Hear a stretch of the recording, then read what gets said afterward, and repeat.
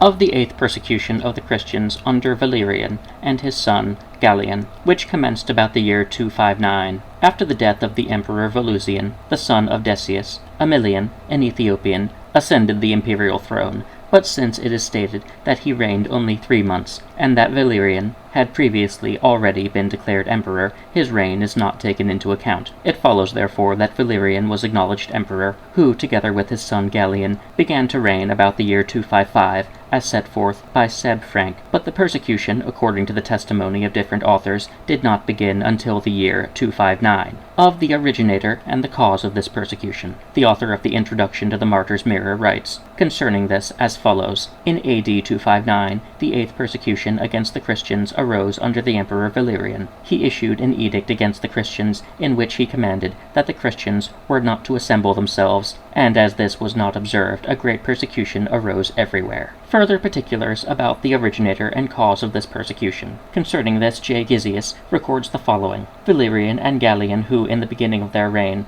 were favorable to the Christians, soon afterwards changed their course, being misled by an Egyptian sorcerer, and by diverse torments compelled the Christians to idolatry. Further amplification of the cause and circumstances of this persecution. P.J. Twisk, speaking for the year 255, of the beginning of the reign of Emperor Valerian, says, Truly this emperor, as history tells us, was in the beginning a very pious and praiseworthy prince, a censor, who excelled all others, in regard to which many commendatory passages may be read. But what of it? Although at first he was very favorable to the Christians, and so honored their ministers, that his house was considered a church of the Lord, he was nevertheless afterwards corrupted by a doctor, a wicked lord and prince of all the sorcerers of Egypt, who made the emperor believe that fortune would not be on his side as long as he tolerated the Christians at his court or in the land. Then the emperor commanded that these holy and just men should be persecuted and put to death as such who were opposed to the sorcery with which he was polluted. This sorcerer also prevailed upon the emperor to slaughter and sacrifice children and human beings in honor of the devil. He accordingly commanded that little children should be put to death, so that he could perform his unclean ceremonies and abominable sacrifices,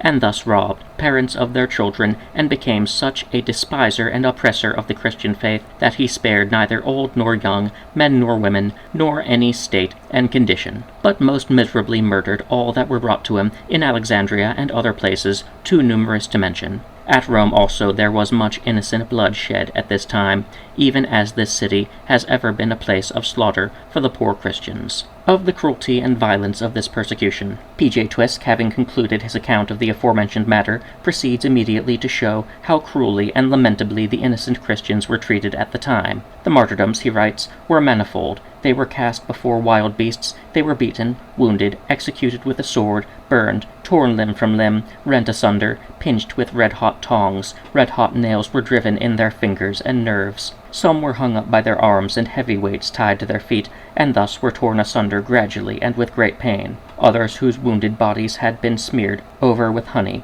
were placed naked on the earth in the hot sun, to be tormented and stung to death by flies, bees, and other insects. Others were beaten with clubs and cast into prison until they miserably perished. Under the reign of the aforementioned cruel and tyrannical emperors, he writes a little further on, many Christians had to wander and roam about in foreign countries, in secluded places, among shores, in caverns, on mountains, in caves, amidst want and poverty, leaving comfort, honor, prosperity, peace, friends, money, and property. Among many others there is an account given of a youth of 16 years called Paul, well versed in different languages, and the son of a rich man who, in order to escape the persecution, went out into a village to live with his sister, but his brother-in-law was moved by avarice to betray him, that thus he might obtain possession of his property. His sister having warned him of this danger, he fled into the mountains, gladly leaving behind all his possessions. However, God prepared him there a secret cave, where he could quench his thirst with pure water, and satisfy his hunger with roots, herbs, and the fruits of the trees.